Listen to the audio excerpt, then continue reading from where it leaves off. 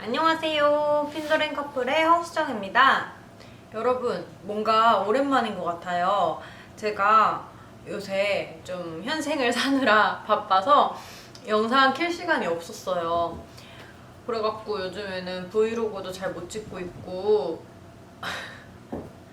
그런 상황인데, 그래도 고잉온 캠페인에 참여하고 있는 만큼 최선을 다하려고 오늘은 또 카메라를 켰습니다. 일단 오늘 제가 하려고 하는 이야기는 수술하기 전에 제가 느꼈던 신기한 것들이나 아니면 간략한 후기들 조금 들고 왔고요.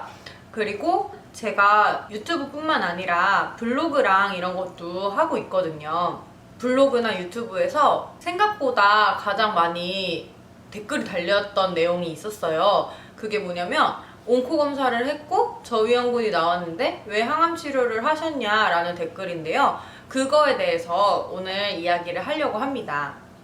일단 수술 관련된 이야기는 아무래도 정보가 워낙 많잖아요, 인터넷에. 그래갖고 제가 특별히 막 드릴 말씀은 없는 것 같아요. 근데 그 중에서도 제가 개인적으로 수술하기 전에 가장 무서웠던 것들이랑 수술을 막상 해보니 내가 몰랐던 거, 그래서 내가 느꼈던 거를 조금 말씀을 드리려고 해요. 사실 수술 전에 뭘 하는지에 대해서는 제가 들은 적이 없더라고요. 일단 수술하기 전에는 기본적으로 수술 전 검사를 진행을 하고요. CT, MRI, 그리고 뼈 스캔, 폐기능 검사, 심전도 검사, 기타 등등 그런 검사들 다 진행을 하고요.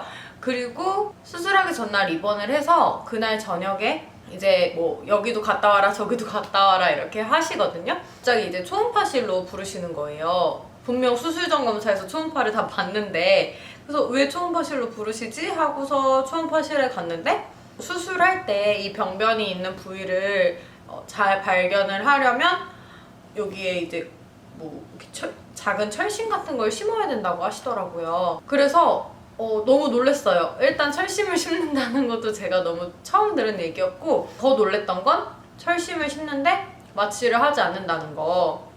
송곳보다는 좀 얇으려나? 송곳보다는 얇은 이런 심을 이제 여기 병변이 있는 부위에다가 이렇게 꽂아 넣으시더라고요.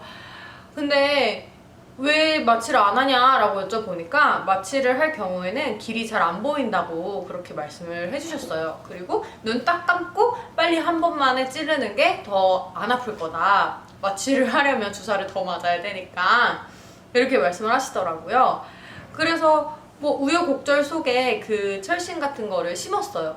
근데 생살에 그 두꺼운 거를 꽂아 넣으니 얼마나 아프겠어요. 게다가 마음의 준비도 안 된 상태로 그렇게 해버렸는데, 근데 거기에서 더 나아가서 이 철심을 꽂은 다음에 유방 엑스레이를 찍으라고 하시는 거예요. 근데 여러분, 이거 꽂은 상태만으로도 너무 아픈데 거기에다가 그 유방 엑스레이를 또 찍는다고 생각을 해보세요. 너무 아프겠죠. 근데 제가 이거는 겁주려고 하는 이야기는 아니고 그냥 만약에 정보를 찾아보는 분들이 계신다면 마음의 준비를 하시라는 그런 마음에 말씀을 드리는 거고요. 그 다음에 제가 수술 전에 미리 들었던 내용 중에 제일 무서웠던 거는 공포의 유륜 주사입니다. 유륜 주사는 워낙에 악명이 높잖아요, 여러분. 그래서 사실 수술 전에 유륜 주사를 언제 맞으러 가지 엄청 걱정을 했었어요. 근데 이제 요거 철심 씻고 엑스레이 다 찍고 나서 바로 유륜 주사를 맞으러 다녀오라고 하시더라고요. 그래서 해기약실에 가서 유륜 주사를 맞았습니다. 유륜 주사는 여러분 이름처럼 유륜에다 맞는 주사인데요. 수술을 하게 되면 림프에 전이가 있는지 없는지 확인을 하기 위해서 감시림프 절제술을 하잖아요. 그러기 위해서는 유륜 주사를 통해서 림프를 미리 염색을 해놔야 잘 보인다고 해요. 그래서 이제 유륜에 3방 정도 주사를 맞았는데요. 여러분 혹시 항생제 주사 맞아보셨나요? 그 항생제 주사가 약물이 주입될 때 되게 아프잖아요. 그 주사 자체는 아프진 않은데 요 유륜 주사도 그런 비슷한 느낌이었어요. 약물이 들어갈 때 상당히 아팠고, 그래도 시간이 길지 않아서 참을만은 했어요. 근데 저는 이미 철심을 꽂은 상태에서 약간의 패닉이 왔었던 터라 유륜 주사가 굉장히 공포스럽고 아프게 느껴졌었어요. 2번 다시는 유륜 주사를 안 맞고 싶기는 해요. 근데 여러분 너무 걱정하지 않으셔도 될 것 같은 게, 제가 이제 환우 언니들이랑 많이 소통을 하잖아요. 근데 유륜 주사 안 아팠다고 하시는 언니들이 더 많아요. 아프다고 하셨던 분들보다도. 그래서 이거는 사람 바이 사람인 것 같아요. 고통을 느끼는 정도는. 너무 걱정하지 말으셨으면 좋겠고, 그 다음으로 제가 수술을 하기 전에 느꼈던 신기한 점은, 제가 수술을 한 번도 해본 적이 없기 때문에 수술실에 들어가고 이런 거를 전혀 몰랐어요. 근데 보통 우리가 드라마를 보면 그 수술실에 이렇게 침대에 누워갖고 끌려가잖아요. 근데 저도 그렇게 할 줄 알았는데, 그냥 수술 시간이 다가오니까 선생님께서 수술실 들어가실게요 라고 말씀을 하시면서 그냥 제 2발로 수술장에 걸어 들어갔어요. 그래서 저는 그게 지금도 신기하거든요. 2발로 원래 걸어 들어가나요? 다른 분들은 어떠셨는지 궁금해요. 저만 2발로 걸어 들어갔는지. 그래서 뭐 신기한 거는 별거 아니죠? 그리고 그 다음에는 수술하고 나와서 다른 후기들을 보니까 배액관이나 아니면 소변줄을 달고 나오시는 분들도 꽤 계시더라고요. 근데 저는 워낙에 병변이 작았어서 그런지는 모르겠지만 배액관이나 소변줄은 따로 달고 나오지 않았습니다. 그리고 수술하고 한 3일 만에 퇴원을 했던 것 같아요. 원래 수술하고 바로 다음날 퇴원해도 된다고 하셔가지고 저는 하루라도 빨리 퇴원을 하고 싶어서 그럼 저 바로 다음날 퇴원할게요 라고 했는데, 웬열 제가 수술실에서 나올 때 무통주사를 달고 나왔거든요.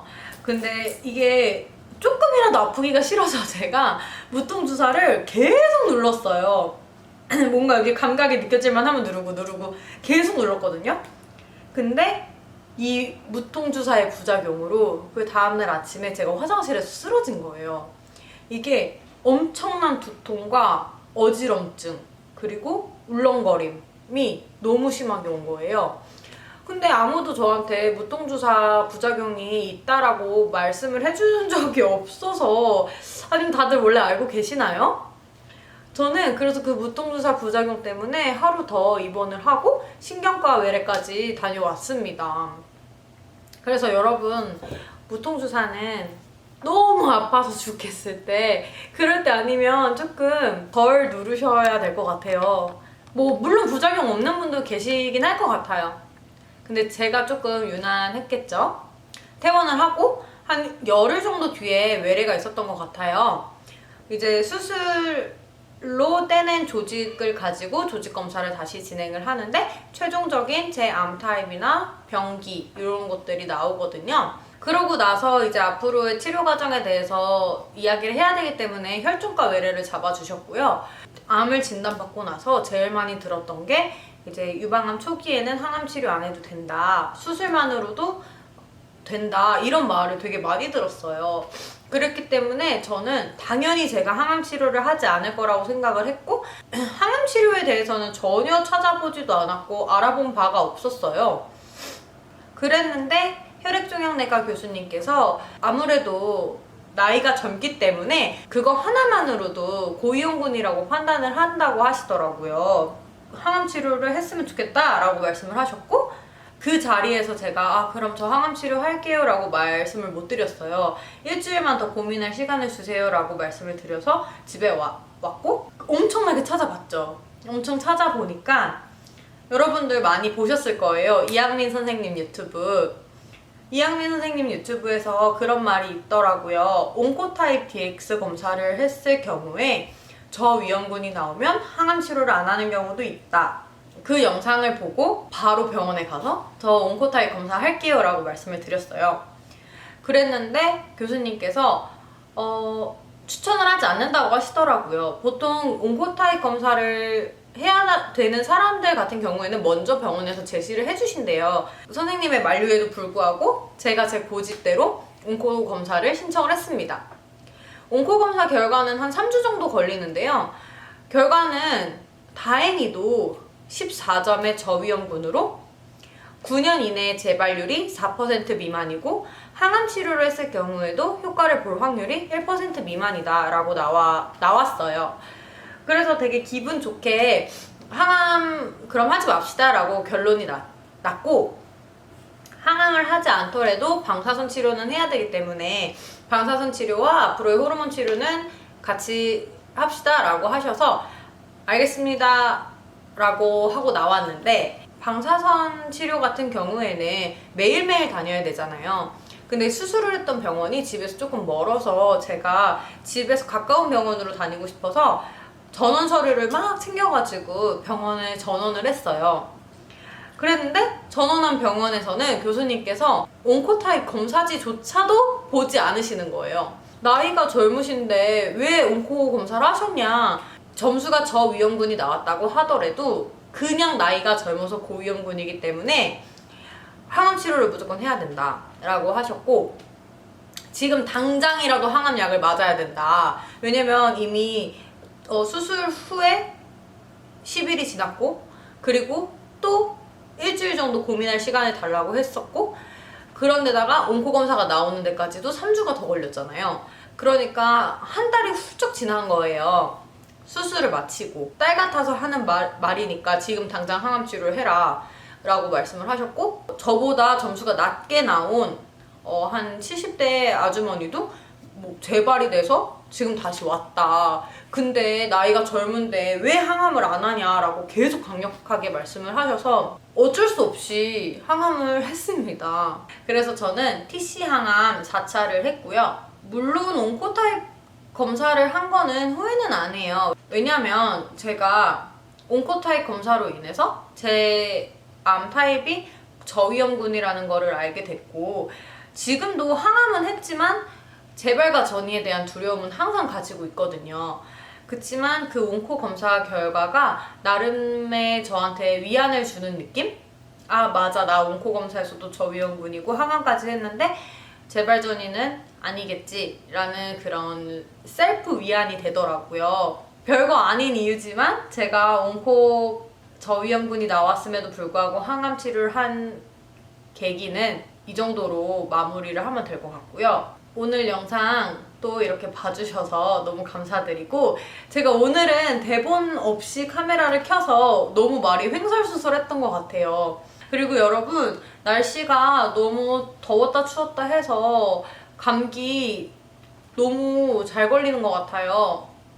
감기 조심하시고, 저도 이번에 감기 심하게 걸려가지고 엄청 고생했거든요. 지금도 콧물 가래가 계속 끊임없이 나오고 있는데, 여러분들 환절기 날씨 꼭 조심하시고 옷도 따뜻하게 챙겨 입으시고 아프지 말고 건강하게 오래오래 살아요 우리. 그러면 다음 영상에서 뵙겠습니다. 안녕.